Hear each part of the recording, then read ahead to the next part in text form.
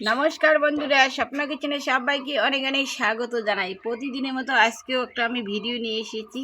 আজ আমি সবার সাথে শেয়ার করব পাঁচমিশালি ঘান্ট। পাঁচমিশালি ঘান্ট হচ্ছে, এর নাম হচ্ছে গাজালু। তাই আমি অর্ধেকটা কেটে নিয়েছি, আর এই মাথাটা আমি আবার গাড়ি দিব। মাথাটা আমি রেখে দিয়েছি, এটা আবার অন্য দিন রান্না করে খাবো। আর এটার নাম হচ্ছে চিকনি আলু। এটা আমাদের সব কিছু মাটির নিচে হয়। এইটা হচ্ছে চিকনি আলু। এই চিকনি আলুটা অনেক কিছু দিয়ে রান্না করা যায়। এই মাথাটা কিন্তু আবার আমি মাটিতে পুঁতে দিব, আবার আমার এই চিকনি আলু হবে। তাই আমি এই চিকনি আলুটা নিয়েছি। তার সাথে নিয়েছি আমি 4টে আলু, আর নিয়েছি একটা কাঁচা কলা, আর অল্পটুকু নিয়েছি আমি মিষ্টি কুমড়া। এই সবগুলো সবজি দিয়ে আমি আজকে একটা ঘান্ট বানাবো। আর এই সবগুলো সবজি কিন্তু আমার বাড়িরই।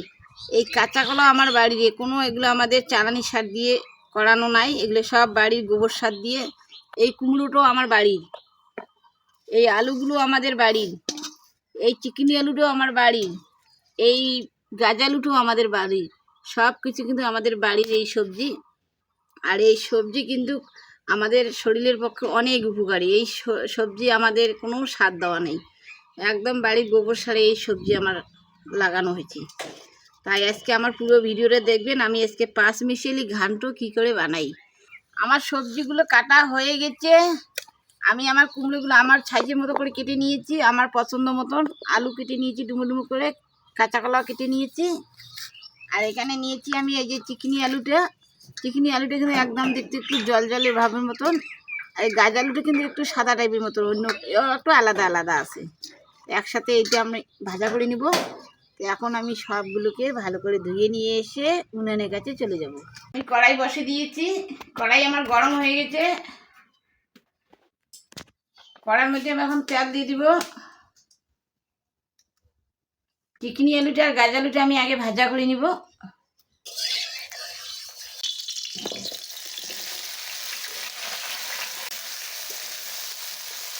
হলুদ দিয়ে দিব, লবণ অল্প করে দিলাম। লবণ হলুদটা ভালো করে মিশিয়ে একটু ভাজা ভাজা করে নেব। আমার চিকনি আলু আর গাজ আলু আমাদের ভাজা হয়ে গেছে। এখন আমি একটা গামলার মধ্যে নামিয়ে নিব।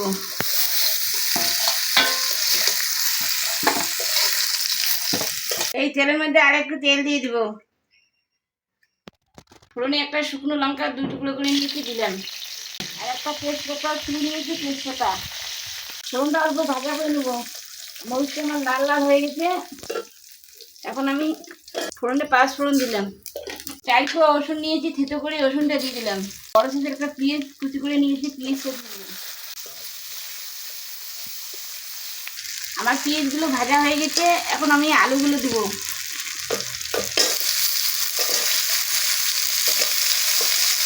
এগুলো নরম সবজি, এগুলো একটু পরে দেবো। আমার আলুগুলো হালকা ভাজা হয়েছে। এখন আমি কাঁচা কলাটা আর এই মিষ্টি কুমড়ো আমি দিয়ে দিব। হলুদ দিলাম। কুমড়ো আছে তো একটু দেরি, লবণটা দিব আমি। লবণ দিলে কুমড়োটা গলে দেবে, একটু দেরি দিব। দিয়ে কিছুক্ষণ রান্না করে নেব। আমার আলু, কাঁচা কলা, কুমড়ো ভাজা হয়ে গেছে। এখন আমি লবণ দিয়ে দেবো।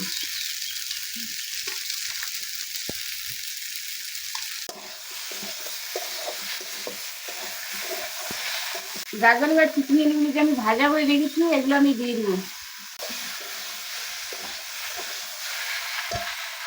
এখানে কাঁচা লঙ্কা আর আদা বাটা আছে, দিয়ে দেবো। আদা বাটা, কাঁচা লঙ্কা বাটা একটু ভাজা ভাজা হয়েছে। এখন আমি গুঁড়ো দিয়ে দিব, আর মশলা ধরা একটু জল দিব। আমি কাঁচা লঙ্কা বাটা দিয়েছি, আর আমি শুকনো লঙ্কা বাটা দিব না। একটু শুকনো আমি কাশ্মীর লঙ্কার গুঁড়ো অল্প একটু দিব রঙের জন্য। আমি আবার ঢাকনা দিয়ে আবার কিছুক্ষণ রান্না করে নেব। এখন আমি সবজিতে জল দিব। আমাদের কুমড়ো, কাঁচা কলা, আলু সিদ্ধ হয়ে গেছে। আমাদের সবজি আমরা কেমড়েছে। আর আমাদের যে গাজ আলুটা আর এই চিকনি আলুটা, ওটাকে সিদ্ধ হওয়ার বাকি আছে অল্পটুকু।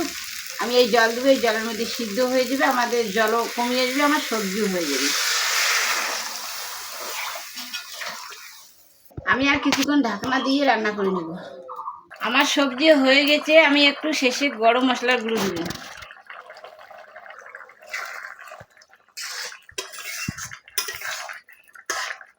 সবগুলো আমার সিদ্ধ হয়ে গেছে। আমাদের গাজ আলুটা একটু শক্ত টাইপের ছিল, তো গাজ আলুটা আমাদের সিদ্ধ হয়ে গেছে। এখন আমি নামাবো সবজিটা। আমার সবজিটা হয়ে গেছে, আমি এখন নামিয়ে নিব। আমার সবজি একদম রেডি হয়ে গেছে।